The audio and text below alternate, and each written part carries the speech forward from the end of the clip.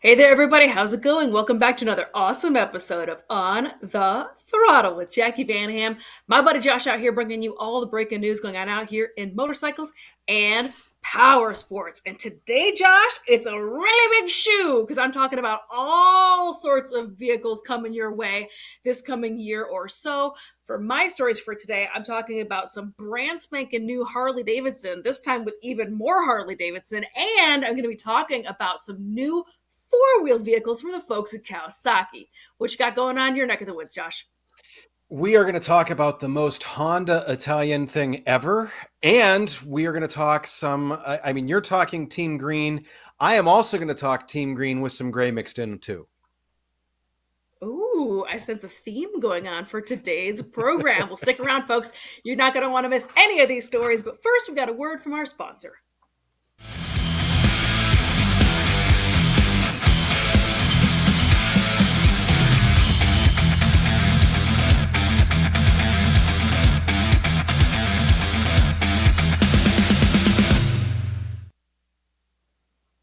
Welcome back, everybody. A handful of weeks ago, which, speaking of, before I get started, if you missed any of our previous shows, you could always go back and watch them. They live forever and ever out here on the internet on our Motorcycle Power Sports News Facebook page and YouTube channel. With that, a couple of weeks ago, I mentioned that Harley-Davidson updated their website, and some very sharp eyes out here caught that for you when we brought you some of the motorcycles that were featured for the 2024 lineup. But the big part of that story was a handful of vehicles that were missing, namely the CVO options, and the Pan America lineup looked a little thin. So we were all kind of speculating the last handful of weeks about what was coming next. We knew the launch was the 24th. Well, indeed it was. And they released a handful of those machines that we were kind of waiting for, including the CVO models. Let's go ahead and jump on in and chat about it, because there is a handful of things that are very interesting to note. So, as I mentioned, on the 24th, Harley-Davidson officially did their digital launch. The 2024 Harley-Davidson Road Glide and Street Glide came out amongst a handful of other machines. They announced the new 2024 Road Glide and Street Glide, updating the baggers with the features that debuted on last year's CVO. As usual, they kind of trickled down some of the CVO stuff to the following year. Including that they will be offered in the standard and CVO versions with no specials to the Road Glide or Street Glide for 2024. They come with the updated Milwaukee 8 117 engine with an updated cooling system, which replaces the Milwaukee 8 114 that previously powered the special models, and the 107 engine that powered the 2023 standard versions. That is gone, daddy, gone. Harley-Davidson claims an output of 105 horsepower and 135 foot-pound torque, compared to the 95 and 122 foot-pound torque claimed by the 2023. So like I said, they got rid of that engine. That Milwaukee 8 107 is now gone. The updated engine uses the same cam timing cover as the VVT engine on the CVO models, but does not have the VVT timing system. Super weird. Perhaps this means that the engine could eventually be upgraded with VVT, although nothing has been announced as of yet. Both rides come with selectable ride modes, including road, rain, and sport, plus some customizable mode options. Each of those, of course, offer different engine mapping, yada, yada, yada, the usual ride mode type stuff. The 2024 models come with the new style fairings that were introduced on the 2023 CVO. The Street Glide's Batwing and the Road Glide's Shark Nose fairing both feature integrated LED headlights and turn signals, distinguishing themselves from previous generation models. Behind the fairings, the baggers come with that 12.3-inch TFT dash, which replaces all of the previous analog gauges. Infotainment system is powered by Harley-Davidson Skyline operating system with multiple display options and nav. The fairings also house speakers powered by a new 200-watt amplifier.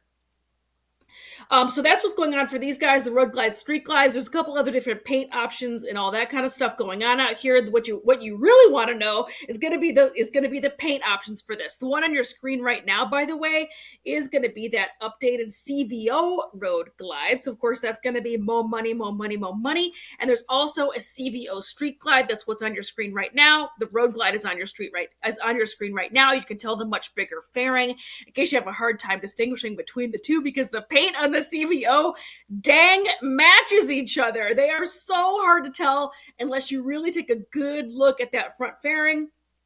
But anyway, so the regular models are going to be starting at $25,999. Of course, you're going to add more for more paint, more money. The CVO, which is this orange and black, is going to be way more money, more money, more money. The CVO Road Glide and Street Glide in the Copperhead with scorched chrome starts at $44,499, or Legendary Orange with chrome trim for $54,999. That's right, 51,000 doll hairs for these CVO models this year. This is celebrating the anniversary of CVO, which is why they really tried to lean into like the number one Harley-Davidson and some of the original paint. These colors match I believe, like the first year of CVOs. So that's what's going on with Road Glide and Street Glide, which were notably absent from a handful of weeks ago. Let's go forward and talk about some of these other bikes that came out on the 24th, including the Harley-Davidson CVO Road Glide ST. This is the bike that's on your screen right now. Very slick looking bike. I think this is very, very cool. This is super duper leaning into the whole performance bagger scene that's going on right now. Harley-Davidson is introducing a new CVO Road Glide ST to the 24 lineup, giving the performance bagger the CVO treatment with a fancy paint scheme and several updates. Interesting, or upgrades. Interesting, the CVO will be the only Road Glide ST in Harley-Davidson's 2024 lineup, as the non-CVO version will not be offered this year, nor will the Street Glide ST. It's kind of some breaking news for that out there. I think this bike just looks really excellent. Again, this is a CVO, so more money, more money. This has a lot of carbon fiber bits on it. Again, they're really leaning into the performance bagger scene with this. With inverted forks, some Brembo brakes, deep sole seat, 6-inch handlebar riser. And then the last bike that you can see on your screen right now, it looked like at first glance, I was like, is this like some sort of marble paint effect? No, that's actually going to be carbon fiber that they did on this bike. So kind of some cool, neat trick things going on with it. The last bike that was dropped during this 2024 release that was really quite surprising to me, because I had speculated that there was perhaps going to be a 975 Pan America coming. I was wrong, daddy wrong, Josh, because what's really coming is a 2024 Harley-Davidson CVO Pan America. That's right. They gave the CVO custom vehicle operations treatment to the Pan America, including updated paint, including those OG graphics, including painted crash bars on this. This also does come with the luggage, the whole kit and caboodle as it is on your screen right there.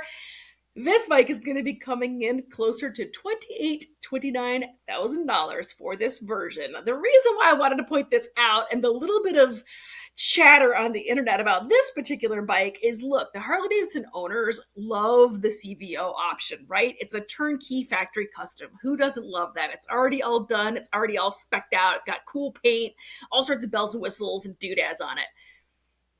But does the adventure community want to pay $8,000 upcharge for fancy paint and for painted crash bars and things like that, when there's a good chance of this bike getting dropped and scratched and ruining that fancy paint? We're all going to have to wait and see. Josh, what do you got to say about the 2024 lineup, these add-ons from the folks at Harley-Davidson? When you said painted crash bars, that's when I started laughing, because I'm like, yeah, they're going to need to offer tubes of that in the parts counter. Like, I mean, just put those in the saddlebags when you leave. But I mean, in all seriousness, unless they're hanging out with GS guys in front of Starbucks, so this may be a bar or something to that effect. If we're going to go all the stereotypes, but nonetheless, I mean, look, I mean, these are all, I mean, they're great looking bikes. I understand why people like them. I mean, the other thing is look, I mean, Harley, I mean, they've got some cool tech in their bikes. They've got some stuff in their bikes that's really good. In the same sense, Harley is very much about the look and about it's more form over function. And they've done this so very well, and especially with the CVO bikes. I mean, that is their crowd. That is their audience. That who they are playing to, and they're doing it very well. This, I mean, like I said, to pay the extra money for paint on a bike that you are more than likely going to chuck down a hill, I don't know, but hey, if you got the wallet to throw at it, why not? Why not? Well, that's what I was getting at. Is like, is this fishing for the Harley Davidson customer that isn't really going to go off road with this bike? I've mentioned it before. I'm not picking on Harley. The GS folks also, 90% of those bikes only live on pavement and are like commuter bikes. And that's okay. That's fine. No Yep, shade. But is Harley leaning into that, knowing that that sure. customer doesn't really take this in the dirt? I mean, it's just kind of a curious choice. But again, we're all gonna have to wait and see. I mean, we're gonna have to wait and see what happens. All right, what's going on for your first story today? Speaking, I mean, you made the best segue ever for me because speaking about shelling out a ton of money to go in the dirt, Ducati just released the Desmo 450. And I preface this by saying this is the most Italian Honda or the Honda like Italian bike. When you see it, there are some Italian design cues to this bike, like that front beak. Boy, that says design to it. And we'll get into some of the other stuff. This is their first motocross bike pretty much ever. It is the Desmo 450 MX. This is a prototype. The new livery marks a chapter in Ducati's off-road venture, as it was put for the press release. They are looking at going into full range off-road Ducati motorcycles in future years. I think it was interesting that they announced that. They're like, hey, KTM, you came for us on the GP circuit with the street stuff, so we want some of your lunch back by going in your territory. It is a 450cc engine with the Desmodromic valve system, which means there is no valve springs. It works by using a cam to close the valve as a different one to open the valve. It is a pain in the neck to adjust unless you're good at it, and which I am not. So that's one of the jobs you take to the man. This angle from it, you can see it's got a pretty unique sculpted radiator shroud set up to it, which I actually really like. That is one of the things that makes it very different with this. Double cradle frame. It's top tier Showa suspension on this, obviously. 21 19-inch Takasago Excel wheels. Pirelli tires. I mean, they're going to go. I mean, it's Ducati. I mean, do we think there was going to be anything on this? For those of you that were curious, yes, you can see this is a double-sided swing arm. It's not a single-sided swing arm. For those of you that were hoping something a little more artful, their goal with this was a very broad power delivery, and that is part of what the Desmodromic valve system gives you. Production is predicted for sometime late 2025. So don't get that credit card out quite yet. Have that handy, save that up. Here's a shot of the engine. I mean, it is very Ducati looking. I like it. That being said, Alessandro Lupino and Antonio Caroli are going to be competing in the Italian championship with this, the Italian Supercross championship with this. The debut for this, and I'm sure if you dig around, you will find it all over YouTube, is going to be March 16th and 17th of this coming up here in like a month and a half. That's a month and a half is all. Wow. That will be the Italian Motocross Pro Prestige MX1 Championship. As you would guess, full specs have not been revealed because this is very much a prototype. The initial model, Ducati came right out and said, this is for development and feedback. Now, what I do like about this is we have seen this. I mean, this is not coming out till 2025, and we're already seeing the prototype out and about and working, and we're going to see it at a racetrack. Take note, Triumph, we're actually seeing the motorcycle. That being said, this is a very interesting venue for Ducati, an interesting venture, I guess I would say. I am excited to see what they do with this. They do not go anything half-heartedly. Obviously, they're Italians. It's either 130% or nothing. I am very excited to see this thing on track. I'm assuming that you and I will both find this somewhere on YouTube and be discussing this later, Jacqui. I'm assuming because it's a good-looking bike. Yeah, I'm really curious to see what happens here. I really like the rider team that they put together, Yeah. and you're right. I mean, we're just going to have to pay attention to the YouTubes and or pay for the subscription to watch European Supercross or motocross, I should say. But yeah, the Triumph folks are going to have their bike live and in person for you to check out. They are competing in the Supercross series here in the U.S., however, but only on the eastern side. So it's going to be a little while yet before we get to see those bikes live in person. But Yeah. we'll be talking about that here on the program the moment we find out about it, because it has been a 5-year long nail biting waiting to hear about this. So we will be chatting about it here on the show, you better believe. Anywho, our next story, I'm going to be talking about, actually both Josh and I are going to be chatting about what's going on over at Kawasaki. But before we get to those exciting stories, I do have a little bit of a teaser for you for the web series that we've been putting together the last handful of weeks, which is Two Wheels, Two Ways. And it's our celebration, a bit of a ride, a bit of a road trip going from Ohio out to Las Vegas in anticipation of this year's AIM Expo. If you are watching this show and you have not booked yourself out to AIM Expo, first of all, I don't know what on earth you are waiting for. It is go time. You need to get yourself together. Get out there already. It's February 6th, 7th, and 8th. Let's go ahead and check out that awesome little teaser.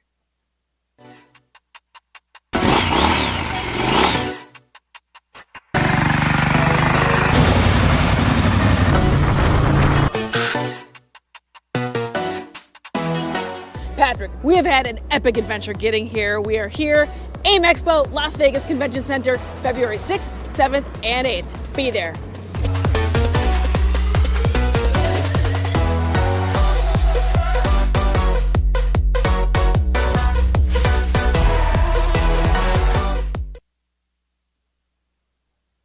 Well, we had such a great time shooting this show, by the way. Please do go over and check it out. It is as fun to watch as it was to make. I guarantee it's a super good time. All of those episodes are streaming on our YouTube and on our Facebook. Now, let's go ahead and jump on into the second part of today's program, also known as Team Green forever and ever out here, because I'm going to be talking about Kawasaki 4-wheel, and Josh's going to follow my story with Kawasaki 2-wheel. Let's go ahead and jump on into today's show. This is the new launch for the folks over at Kawasaki in their off-road 4-wheel program. This is going to be the Ridge and their ATV, which is also known as the Brute Force. Let's go ahead and jump on into this story. So, for the Kawasaki folks over there, they are releasing the new Ridge side-by-side. It is a innovator in the off-road vehicle industry, is proud to announce the debut of its latest creation, an all-new, groundbreaking side-by-side that changes everything. The Kawasaki Ridge side-by-side, designed to elevate the off-road game for power sports enthusiasts and property owners alike. The Kawasaki Ridge is engineered with premium components and luxurious cab features, promising unparalleled comfort and versatility for riders navigating the trails, as well as those undertaking essential tasks on their properties. This is a 999cc liquid-cooled 4-stroke inline 4-cylinder engine, roomy interior with premium comfort, 100,000-pound cargo capacity tilting cargo bed, 7-inch full-color TFT dash, 8-inch Garmin tread. This is going to have adjustable driver seat, automobile-inspired fit and finish, exterior and interior smartphone connectivity, all LED exterior lighting. There is a bunch of bells and whistles on these guys. Here is what I wanted to chat, though, about is these very cool vehicles, and they are really, really neat. And Josh and I were kind of joking around about it before I started the program today. This is not your daddy's side-by-side no more, because there's the XR that's on your screen right now. And then if we keep clicking through, there we go. So there's some of the specs for this beautiful machine. Notice no MSRP. I was super curious about that. They are not releasing those numbers yet. But look how slick this thing is. And look at some of the cool bells and whistles that it comes with. Now, next slide. This is what really caught me off guard.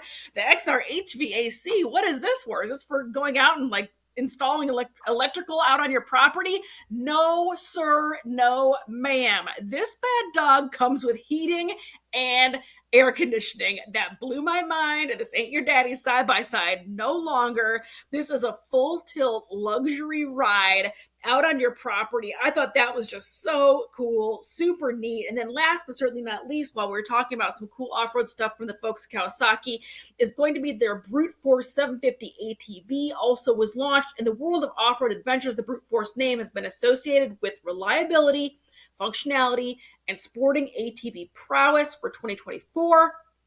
The Kawasaki Brute Force 750 is back for a whole new era of fun and functionality, reaffirming its status as a powerhouse in the ATV class. High performance 749cc V-twin 4-stroke engine, new styling including all new bodywork, new 4.3-inch full-color TFT dash with Bluetooth connectivity, new LED lighting, featuring handlebar-mounted LED pod light, new rugged plastic cargo rack covers, new handguards, selectable 2-wheel drive, 4-wheel drive with variable front differential lock control, 1,250-pound towing capacity, speed-sensitive electric power steering on the EPS and LE models.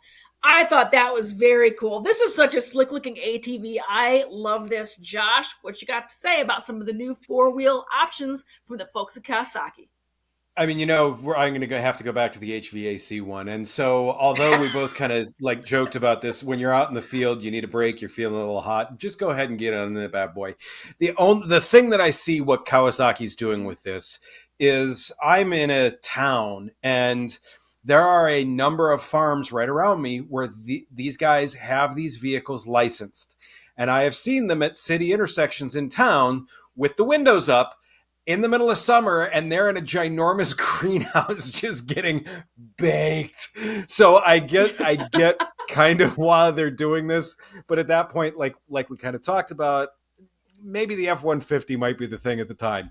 I mean, there's obviously a room in the market for this. I get it. I mean, if they didn't think there was room in the market for it, they wouldn't have done it. They've obviously done their research. It's going to be interesting to see how it works and see how this goes for them. I mean, it's another unique thing in side-by-sides. Like you said, it's not the school of old anymore.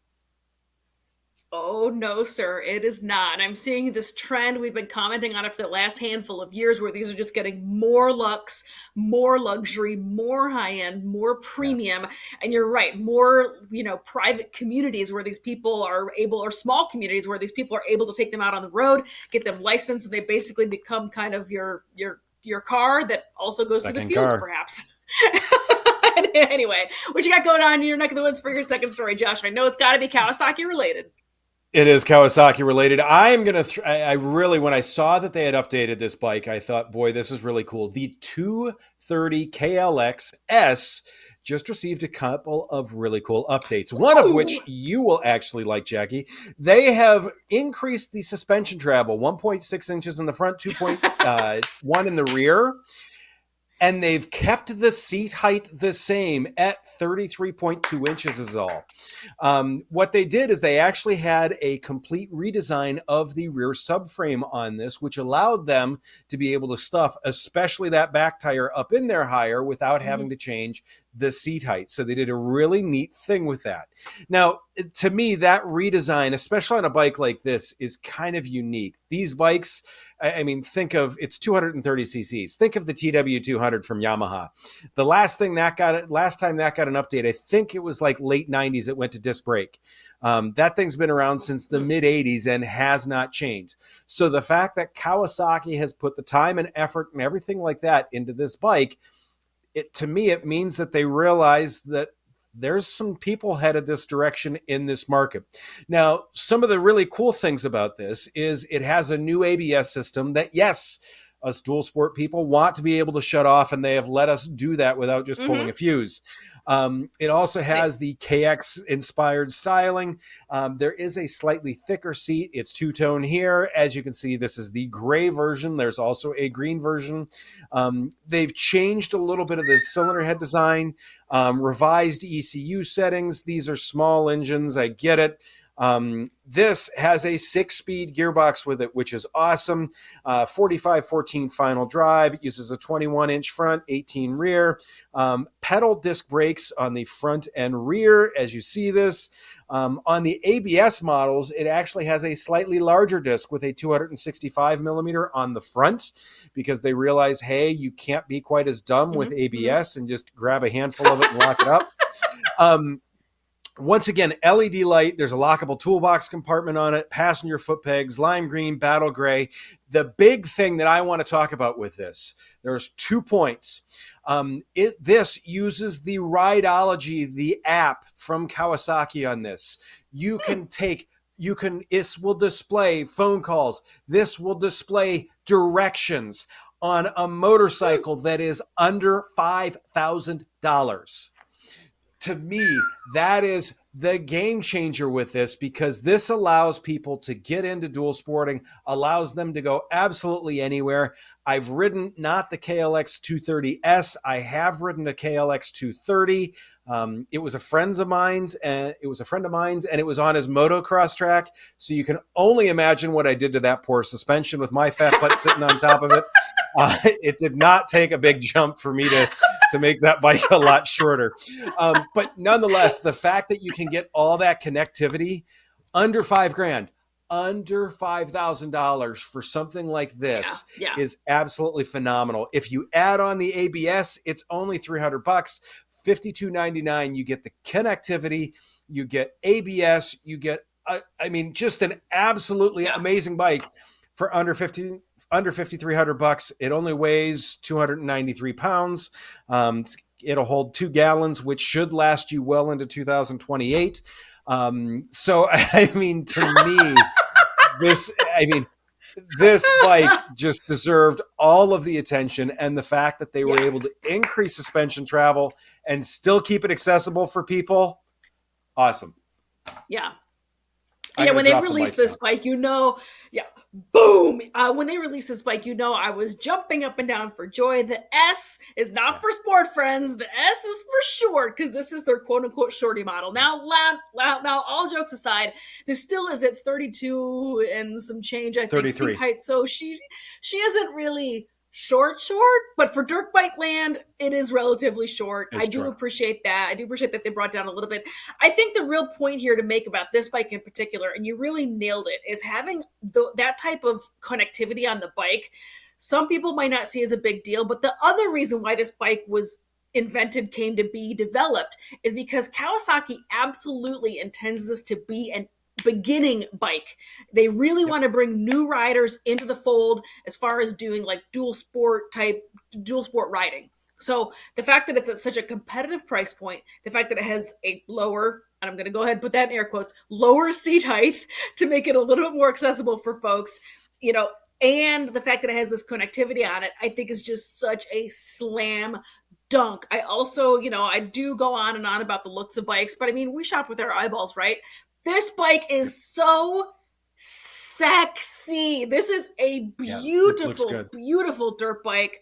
I am here for it. This is a huge yes for me for $5,000. Yes, please, Kawasaki. Bravo. So they had a really great launch. Very, very cool machines, whether 4-wheeled or 2-wheeled. Keep up the great work over there, Team Green. We love to see it. So that, my friends, is going to be today's program. As always, thanks for tuning in. Thanks for clicking, liking, and sharing. You got to share. Sharing all these videos with your friends that love hearing about what's going on out here in motorcycles and power sports.